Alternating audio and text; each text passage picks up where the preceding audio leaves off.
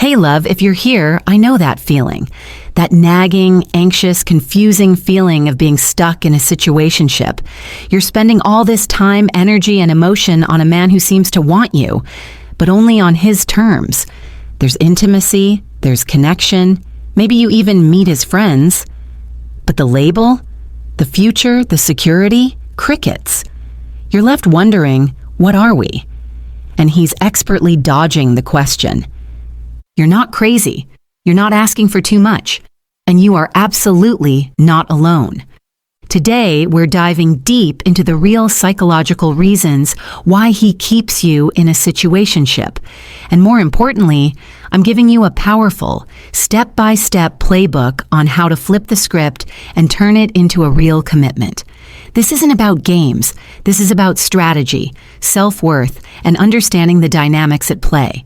So grab a coffee, get comfortable, and let's get you the clarity and the relationship you deserve.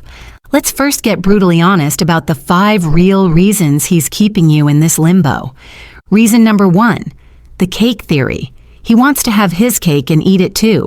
You, my love, are the delicious, beautiful cake.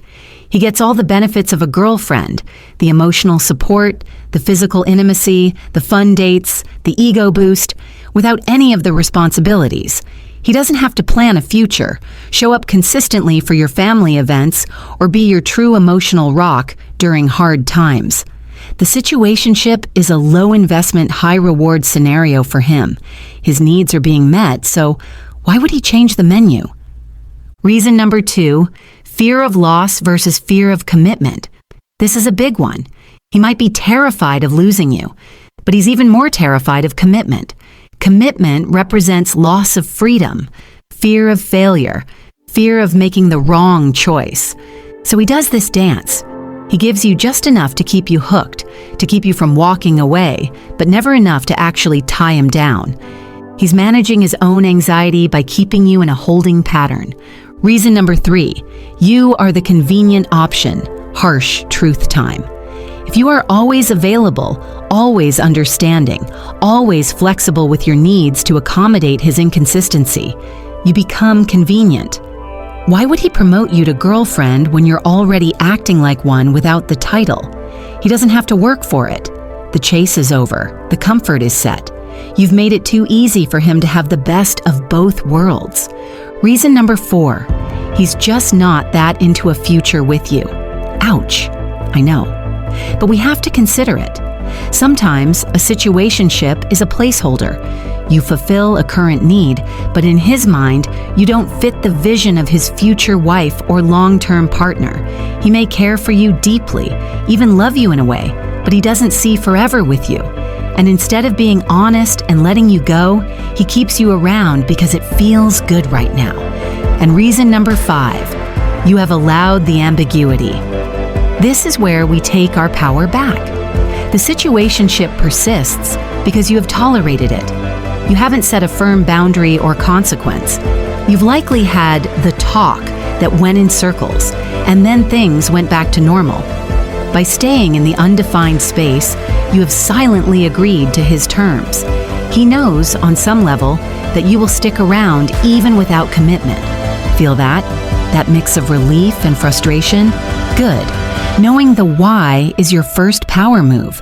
Now, let's move to the flip the script framework. This is a 4-step process. It requires courage, consistency, and a willingness to risk losing the situationship to gain a real relationship, or your freedom. Step 1. The internal audit. Reclaim your worth. You cannot change him. You can only change your own actions, reactions, and standards. This step happens before you say a word to him. Ask yourself, what do I truly want? Marriage? A loving partner? Exclusive companionship? How has accepting less than that made me feel?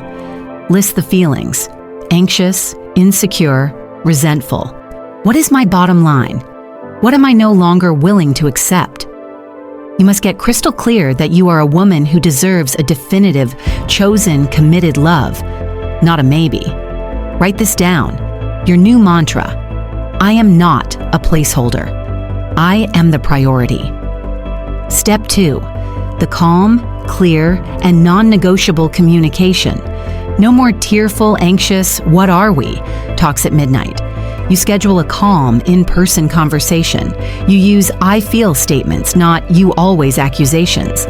Say something like, "I really enjoy our connection and the time we spend together. However, for my own peace and clarity, I know that I am ready for a committed, exclusive relationship. I understand if you're not in that place, but I can no longer continue in an undefined space. I deserve that, and I know you respect me enough to be honest." Notice what you did here? You stated your need. You set a boundary. You gave him a choice. And you did not ultimatum. You simply stated your truth and what you will do for yourself.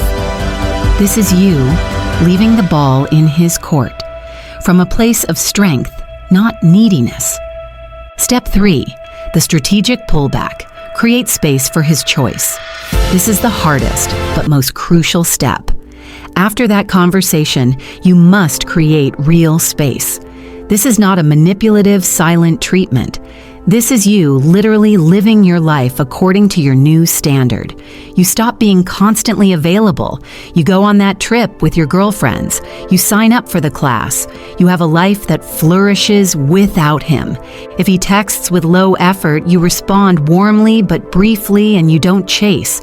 You stop initiating plans to fill his calendar. Why?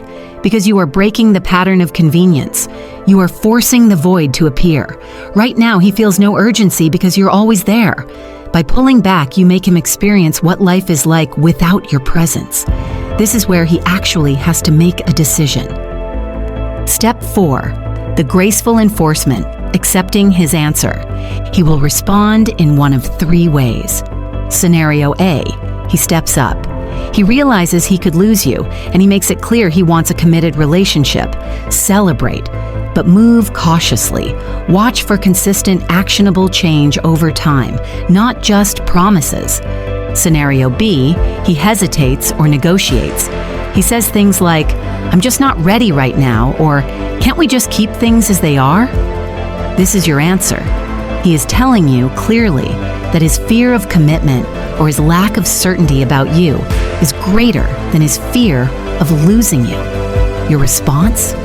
With kindness and firmness, "I hear you, and I thank you for your honesty. But as I said, I know what I need for myself. I wish you all the best." And you walk away. This is heartbreaking, but it is powerful. Scenario C, he disappears or gets angry. This is also an answer and a gift. It shows he was only ever in it for the convenience. His ego is bruised because you took back your power. Let him go.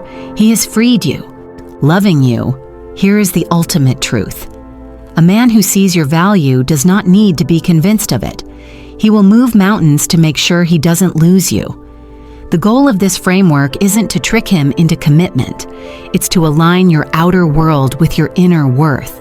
It's to either inspire him to become the man who deserves you, or to reveal him as the boy who never did. You are teaching him, and more importantly, yourself, how you demand to be treated.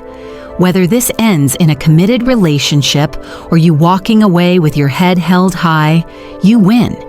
You win your peace back. You win your time back. You win your self-respect back. The situationship ends the moment you decide it does, not with a fight, but with a quiet, unwavering decision that you are worth more than a maybe. So, my love, take this weekend. Do your internal audit. Feel the fear and decide to do it anyway. Your future self, the one who is either loved with certainty or is free to find it, is thanking you right now. If this resonated with you, let me know in the comments. Share this with a friend who needs to hear it. And remember, you are the prize, always. Until next time.